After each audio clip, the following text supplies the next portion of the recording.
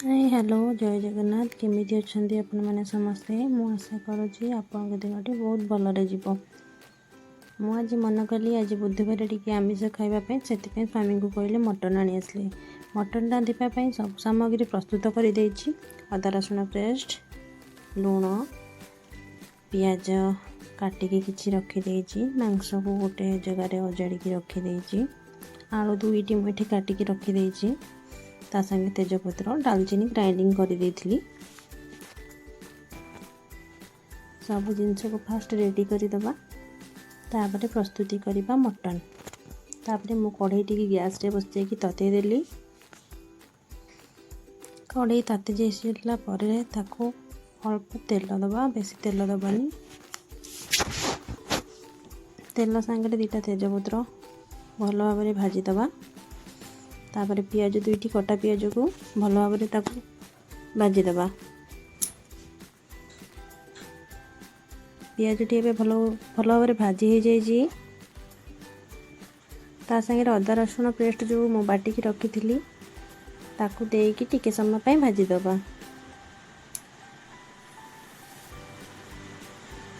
एबे मीट मसला टिके दबा।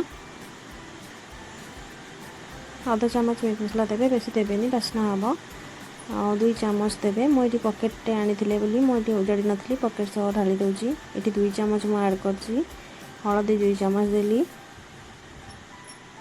स्वाद अनुसार लुण देवे। मुझे कषा करुच्ची कषा 2 चामच लुण दूची। जी झोल करेंगे से अधिक लुण दे पारे स्वाद अनुसार। ये मसला को टिके भल भाव में भाजी दबा। एबे मसला भल भाव में भाजी हो जाइए। कढ़ई छाड़ी जाइए। आ बहुत कलरफुल देखा जाउची। मसला टी को बहुत भल भाव में भाजबे नहले मसला बास्नाटा रहिले भल लागिबनी।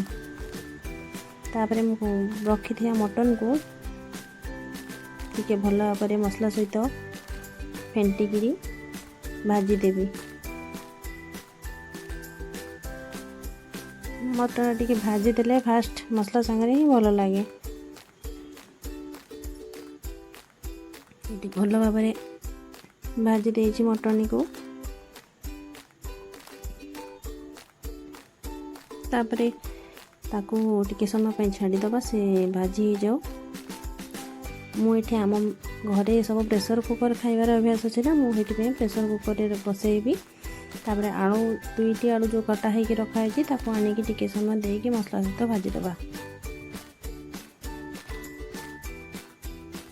मुझे प्रेसर कुकर टी गरम करदेली। प्रेसर कुकर गरम हो गला।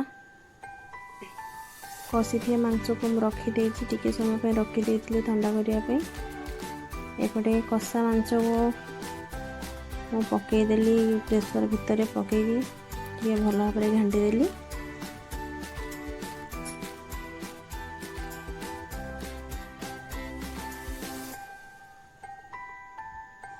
ये मु कषा करी बोली अल्प पानी देजी। जी झोल करेंगे अधिक पानी दे पारे। मसला टी को भल भाव में 2 ରୁ 3टा सीटी दब। प्रेसर कुकर बसैकी सिम आंचरे दब। एबे मोर प्रेसर कुकर सीटी आसीगला। मटन टा मोर पूरा भाजी हो जाइए। टिके टिके अच्छी पानी ताको टिके पानी मारिया दबा। मांस पूरा सीझी जाइए। बेसी मांसटी सीझेबेनी, बेसी सीझिले भल लगेनी। जस्ट खाइला बेला टिके 2 ରୁ 3टा सीटी देबे तो मांस सीझीज। नहले ये आलू जो दिखाई आलू सब आलू फेंटी हो भल लगे आलूर बास्ना रही। मुझे समय छाड़ी देती बंद करी। मटन मोर पूरा रेडी हो गला। तापरे मु धनिया पत्र पकईकी ताकू छाड़ीदेली। एमिति करिकी मटन खाइबे। आ कमेंट बॉक्स रे जानबे मो मटन टी केमिति हेछि। आउ शेयर सब्सक्राइब लाइक करबा पई भूलिबेनी।